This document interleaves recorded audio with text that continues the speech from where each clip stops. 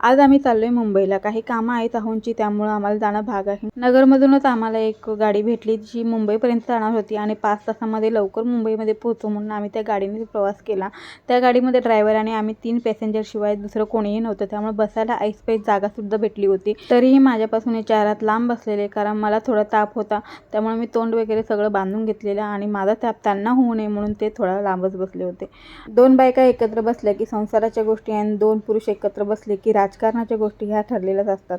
त्यांच्या गप्पा रंगात आल्या होत्या आणि मला एकटीला त्या गप्पा ऐकून बोर होत होतं, कारण राजकारणातलं एवढं काही आपल्याला समजत नाही आणि जेवढं कळायला पाहिजे, जेवढं माहिती असायला हवं तेवढं तर आपल्याला नक्कीच माहिती असतं.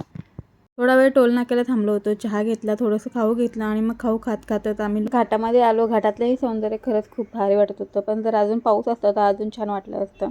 असा प्रवास करत करत आम्ही 5 तासामध्ये बरोबर मुंबईमध्ये पोहोचलो आणि घरी लवकर पोहोचल्याचा आनंद काय वेगळाच होता.